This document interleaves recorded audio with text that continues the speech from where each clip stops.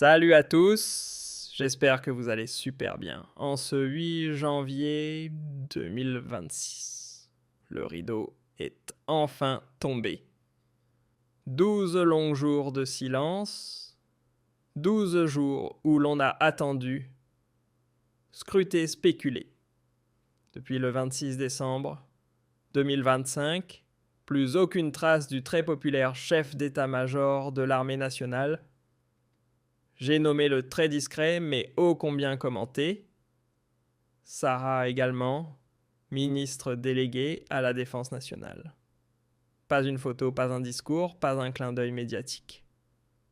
Ce grand absent a, sans le vouloir ou par enflammé, les réseaux et les cercles politiques théorisent en cascade soupçons de clash avec le président de la République. Abd Majitou, tensions imaginées ou non. Bref, le feuilleton politico-militaire a tenu le pays en haleine comme une série à suspense dont l'épisode final vient tout juste d'être diffusé. Aujourd'hui, le 8 janvier 2026, Abdid a dirigé et a convoqué une réunion du Haut Conseil de sécurité nationale. Il a présidé en présence de Cheng et de l'ensemble des responsables des services de sécurité, ainsi que des ministres les plus importants du gouvernement. Il y avait le ministre de l'Intérieur, le ministre des Affaires étrangères, le ministre de la Justice, mais il y avait aussi le patron de la Direction générale de la sécurité intérieure, le général Hassan. Il y avait le patron de la Direction de la documentation de la sécurité extérieure, le général Serre. Il y avait le patron de la gendarmerie nationale, il y avait le patron de la police Ali Badaï, il y avait le patron de la direction centrale de la sécurité de l'armée. Donc, tout le monde était présent aujourd'hui à cette réunion. C'est que selon un communiqué de la présidence de la République, l'ordre du jour était très simple, voire simpliste même, puisque cette réunion du Haut Conseil de sécurité nationale était consacrée au bilan de l'année 2025 et à la prospective de l'année 2026, concernant la défense nationale, la situation aux frontières avec les pays du voisinage et la situation sécuritaire générale à l'intérieur du pays. L'argument qui justifie la tenue de cette réunion du Haut Conseil de la sécurité nationale ne tient pas debout. S'ils voulaient faire un bilan de l'année 2025, ils auraient pu le faire en tête-à-tête ou ils auraient pu le faire en tête-à-tête avec certains responsables des services de sécurité en les accueillant les uns après les autres à la présidence de la République. Il faut savoir que les activités du Haut Conseil de sécurité nationale sont encadrées, sont bien précisées, etc. Le Haut Conseil de sécurité se réunit pour des motifs sécuritaires, des motifs purement sécuritaires. Il devrait y avoir il y a un problème de menace par rapport à la sécurité nationale, un problème diplomatique ou géopolitique avec un pays voisin. C'est une instance très sensible. Le décret qui régit le Haut Conseil de sécurité nationale, ou ce qui est appelé couramment le Haut Conseil de sécurité, a été publié au début du mois de janvier 2022 dans le journal officiel. Et ce décret, il explique très bien que le Haut Conseil de sécurité se réunit sur convocation du président de la République selon des cas précis, soit en session ordinaire, chaque fois que de besoin, pour se prononcer sur toute question relative à la sécurité nationale, soit aussi bien en ce qui concerne l'intérêt du pays que l'étranger, notamment la participation de l'armée nationale populaire aux missions de sauvegarde de l'ordre public. Or, les situations d'exception ont suivi des questions et affaires relevant de la politique de défense du pays et les consultations référendaires, portant sur des questions de nature fondamentale. Il se réunit également en session ordinaire pour... je lis le décret. Pour examiner les situations résultant des catastrophes, ces pandémies et leurs conséquences sur la sécurité du pays et de la population que les menaces ou attaques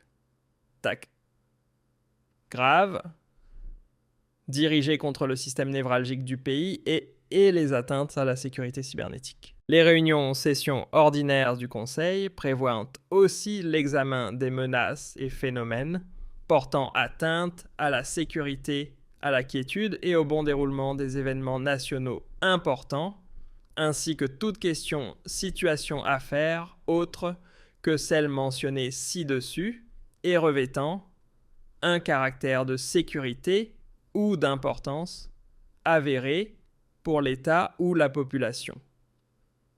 Donc, il y a des cas. La majorité des réunions du Conseil de sécurité sont des cas de réunion ou de session ordinaire.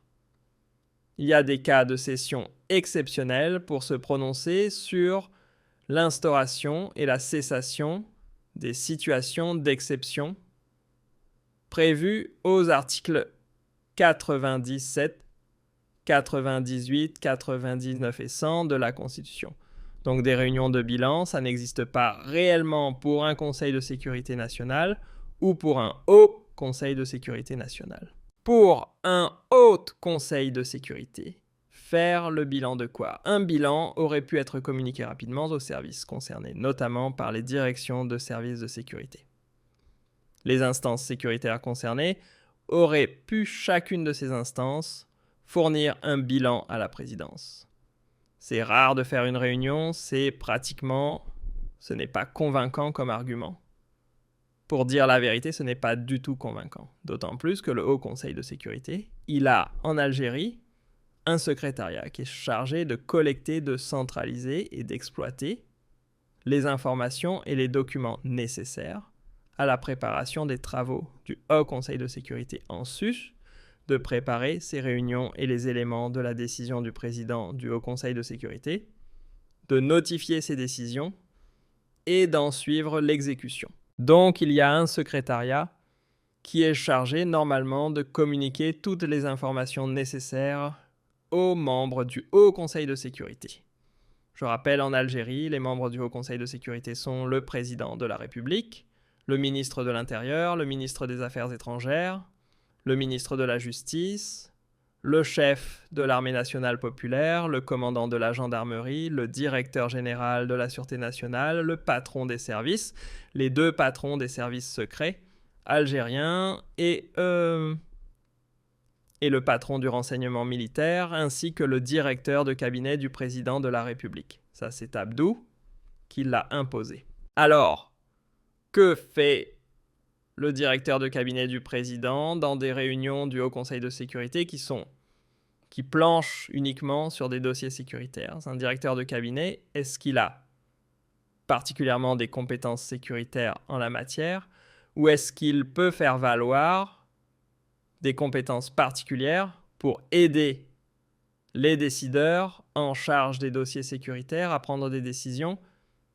Naturellement, non. Mais B voulait imposer Bohem, son directeur de cabinet, pour marquer son pouvoir et pour imposer son pouvoir.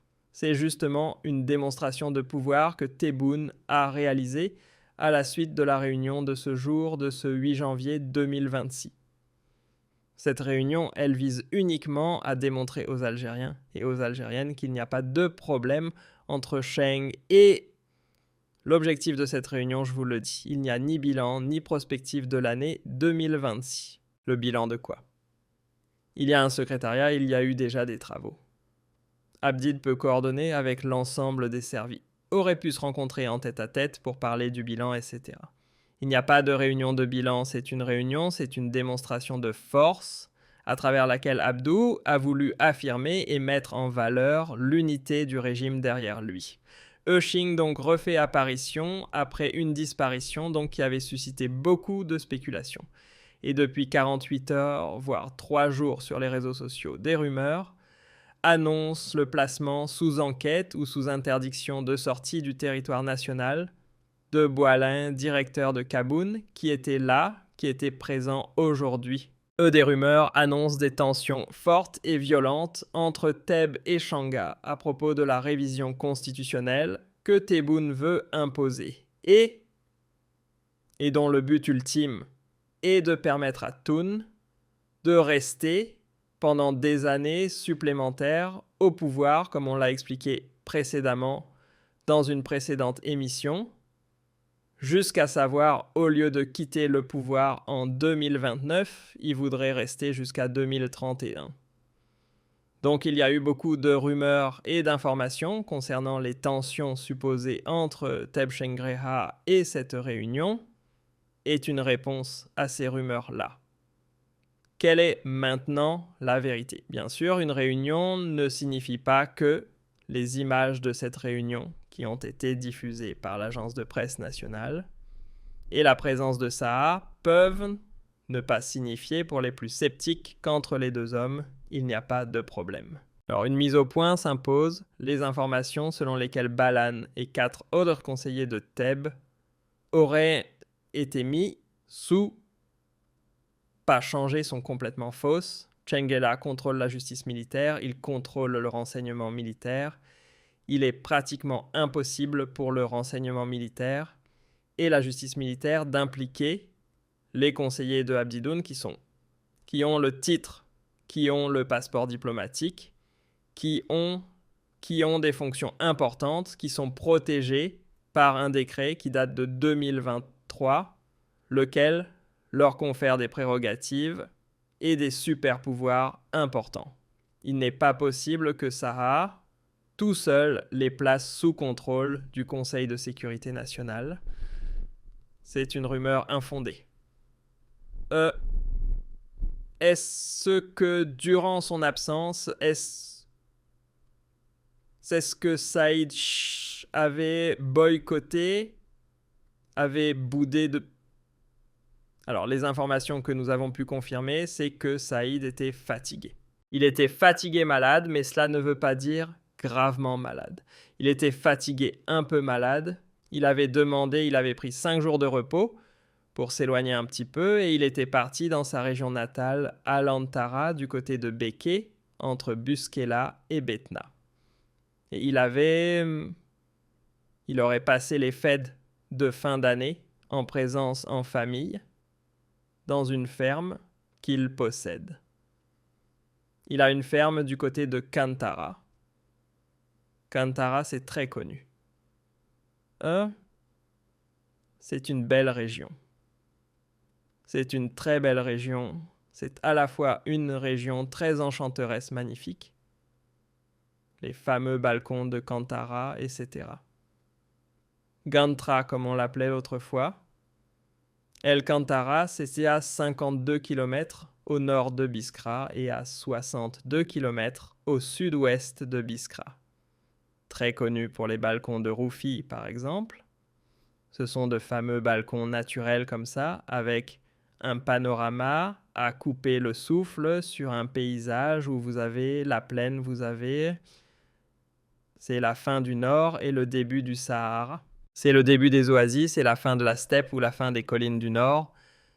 C'est vraiment un mariage, ce sont des paysages qui offrent un mariage harmonieux entre le désert qui essaie d'avancer et le nord, et les paysages du nord et des collines du nord du pays, la verdure du nord du pays qui essaie de le stopper, et ça crée un mélange très magique. C'est une très très belle région, j'ai eu le plaisir et l'immense honneur de la visiter à ma reprise. C'est très beau. C'est à El Kantara que Saïd a passé les fêtes de fin d'année. Il n'était pas en déplacement à l'étranger, comme certains ont voulu nous le faire croire. Est-ce qu'il était malade? Certainement, il était fatigué, épuisé. Mais est-ce qu'il avait boycotté Abdelmadjid Tebboune? Aucune preuve. Nous n'avons pu trouver aucune information fiable qui le démontre ou qui appuie cette thèse. Alors, il faut que les Algériens comprennent une chose, c'est qu'il y a des manipulateurs, il y a des lobbies qui essayent de détourner l'attention des Algériens et des Algériennes et qui essayent de leur faire croire que la solution au problème du pays viendrait ou se trouve au niveau d'un conflit qui pourrait éclater, qui pourrait faire exploser un conflit, qui pourrait faire exploser le couple. Faut savoir que c'est un véritable duo. Dans ce duo, il y a des protocoles de coopération, il y a une véritable alliance. Alliance ne signifie pas qu'ils sont d'accord sur tout. Ils ne sont pas d'accord sur tout. D'ailleurs, même dans un couple entre une femme et un homme, il n'y a pas désaccord, il n'y a pas une harmonie totale sur toutes les questions de la vie. Il y a des désaccords, il y a des avis différents, il y a des analyses divergentes. Ils ont quelques positions différentes, mais leurs divergences, elles sont mineures par rapport au point commun qui les unit. Il faut savoir que Tebboune et Tchengriha sont très solides, des alliés très solides. Les rapports entre eux, comment ça se passe? Pour couper court aux rumeurs, nous avons procédé à des vérifications pendant plusieurs jours pour essayer de comprendre est-ce qu'il y avait vraiment un problème. Il ne peut pas y avoir de problème à l'heure actuelle immédiatement. Il ne peut pas y avoir de problème. Pourquoi? Parce que Tebboune a toujours tenu compte de l'avis de Tchengriha. Il a toujours consulté Tchengriha sur des questions régaliennes. Consulté. Il consulte Tchengriha sur des questions régaliennes, c'est-à-dire tout ce qui concerne la sécurité nationale, tout ce qui concerne l'armée, tout ce qui concerne les questions de défense nationale. Et Abid a toujours respecté l'autonomie de Cheng. ABD ne se mêle pas du fonctionnement de l'institution militaire. Il ne s'en mêle pas énormément. Il ne s'en mêle pas beaucoup. C'est-à-dire qu'il n'a jamais fait de l'ombre à Saïd au sein de l'armée. Saïd a les pleins pouvoirs au sein de l'armée nationale populaire. Il a les pleins pouvoirs. C'est-à-dire quand il y a eu des généraux qui ont été emprisonnés, qui ont été incarcérés, condamnés à la prison ferme, les arrestations, les purges, presque 300. Nous avons presque 300 officiers supérieurs de l'armée nationale populaire qui ont été emprisonnés, incarcérés et condamnés à de longues peines de prison ferme dans le cadre d'une purge très brutale menée par Tchengriha. À aucun moment, Tebboune ne s'est opposé à cette purge. À aucun moment, on ne lui a dit « il faut que tu relâches celui-là, il faut que tu relâches celui-ci », etc. C'est complètement faux. Les deux hommes sont d'accord. Les Tchengriha, il faut savoir, sont les deux facettes de la même médaille, les deux facettes de la même pièce de monnaie. Les deux sont autoritaires. Les deux ne croient pas à la démocratie. Les deux ont voulu absolument étouffer le Irak, neutraliser le Irak, et cherchent absolument à empêcher son retour. Les deux ne croient pas aux libertés d'expression. Les deux veulent un contrôle total des libertés publiques et individuelles. Et les deux sont pour un autoritarisme absolu dans la gouvernance du pays.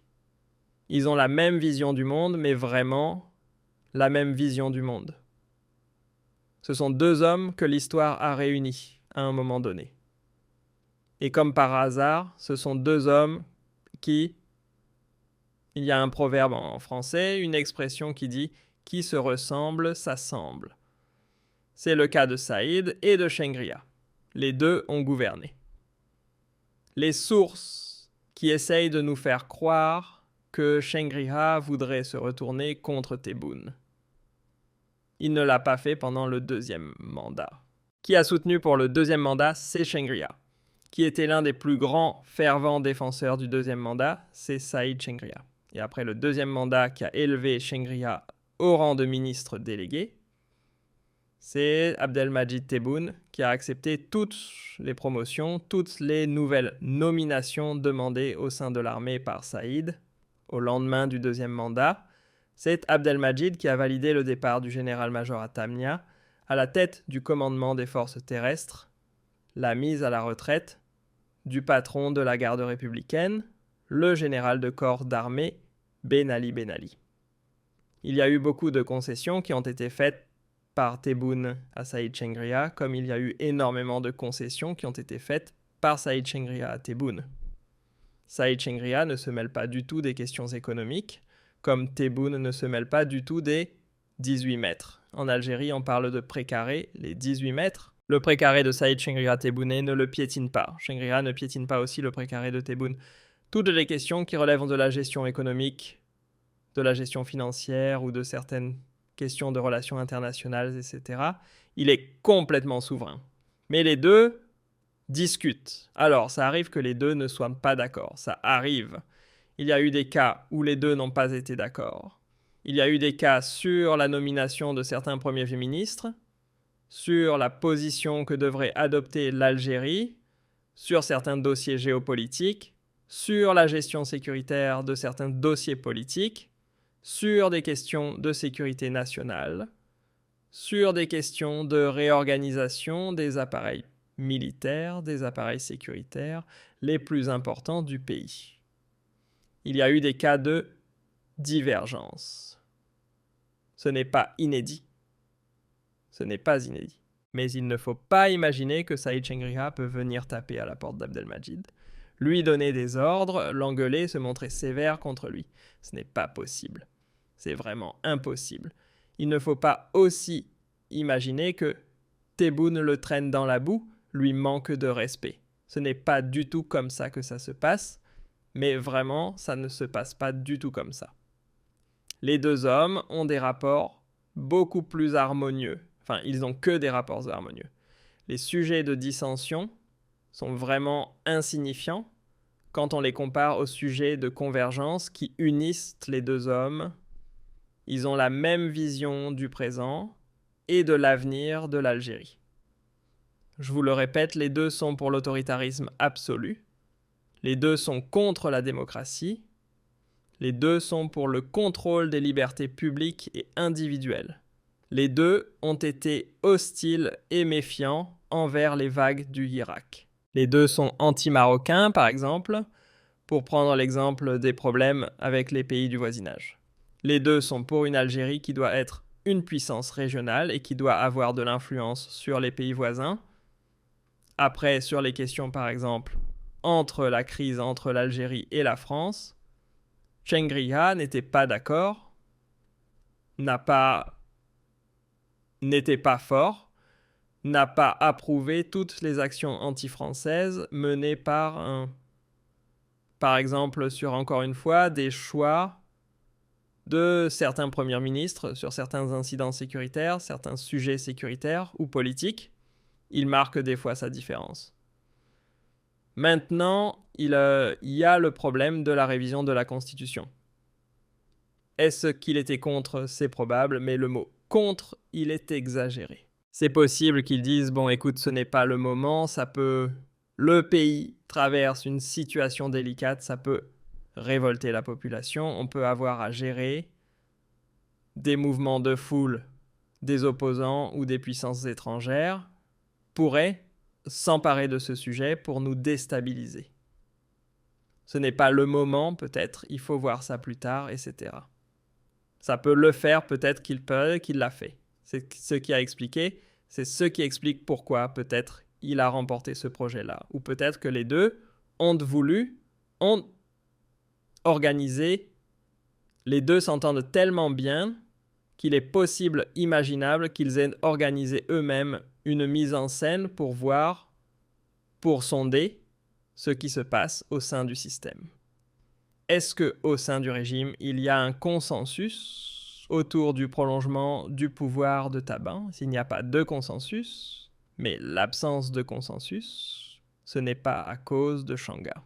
C'est parce qu'au sein de l'institution militaire, au sein des services de sécurité, on craint le même scénario qu'en 2019, qu'un prolongement du pouvoir de Tebboune rappellerait à l'Algérie, pourrait replonger l'Algérie dans la même crise institutionnelle et politique qu'elle avait connue en 2019.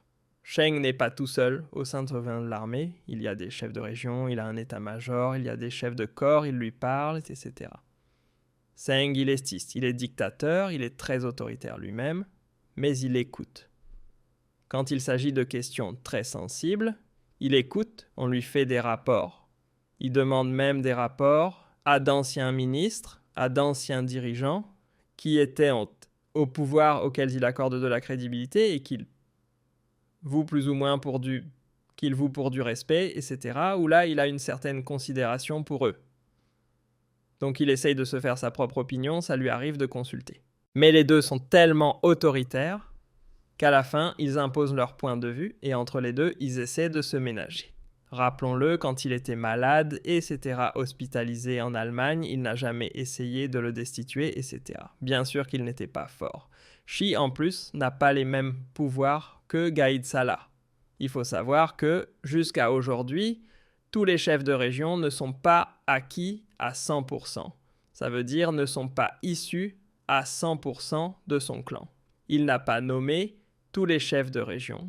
Il y a encore des chefs de région qui existaient à l'époque de Gaïd Salah, depuis son arrivée au pouvoir en fin décembre 2019. Il y a encore des militaires et des hauts gradés de l'armée qui ont des relations directes avec Abdelmadjid Tebboune et qui ont de bonnes affinités avec Abdido. Ce n'est pas Gaïd Salah. Il n'est pas comme Gaïd Salah.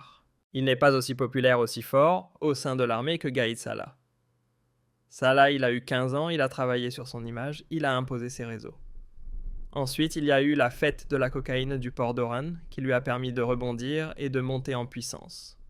Cheng monte en puissance, mais de façon contrôlée, de façon graduelle. Il y a un véritable équilibre entre lui et Abdelmadjid.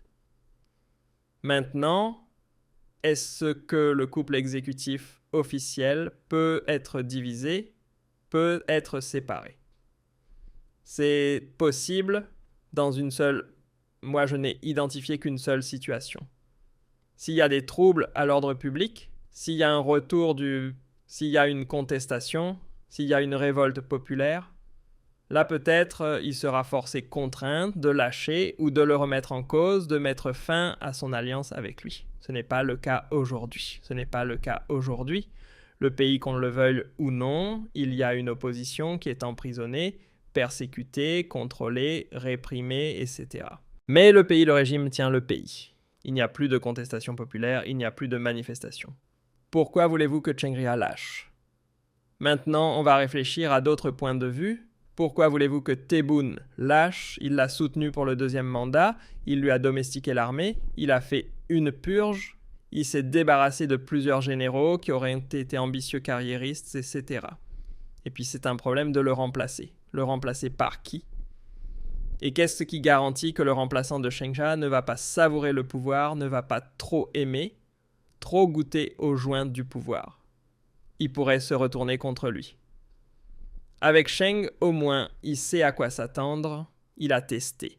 Ils ont vécu ensemble pendant 5 ans, de fin 2019 jusqu'à 2025. 6 ans maintenant, ils entament leur 6e année.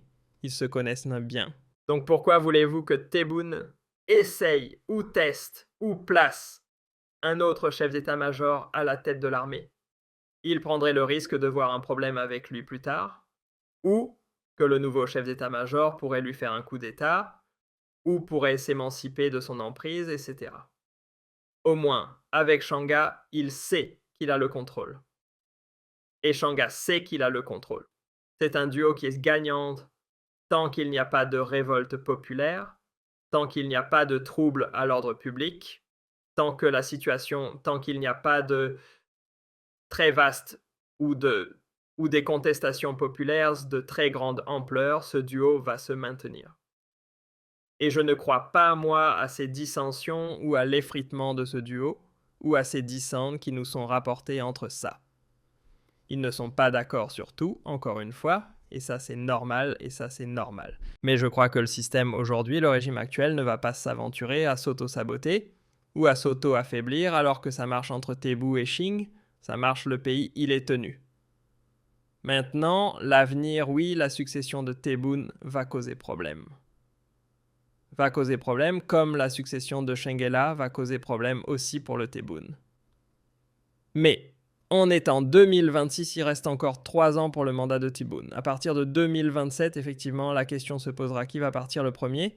Est-ce que Saïd Changaboun s'il reste? Est-ce que les deux sont prêts à rester tous les deux? Ou est-ce qu'il y aura un deal? Shangria prolonge à la tête de l'état-major de l'armée nationale populaire et Tebboune va prolonger, sauf que Qing n'est pas limité par la Constitution. Il est limité par la Constitution. Donc quel sera le deal? Il est encore tôt pour le moment de se prononcer sur les scénarios à venir parce que la conjoncture internationale et ses conséquences sur la situation interne en Algérie pourraient rapidement faire évoluer les rapports de force au sein du régime algérien. Mais aujourd'hui, cela c'était une démonstration de force pour le régime Tebboune qui a voulu donc apporter un démenti et qui a voulu donc réunir tous les responsables militaires et sécuritaires autour de lui pour dire qu'il n'est pas un chef contesté et que le régime ne s'effrite pas. Il y a encore certainement des désaccords. La question du changement de la Constitution, elle est encore sensible et délicate. Mais je ne pense pas qu'elle sera menée en 2026. Tebbe a compris que c'est un risque trop grand qu'il prendrait un gros risque s'il s'aventurait sur ce terrain miné.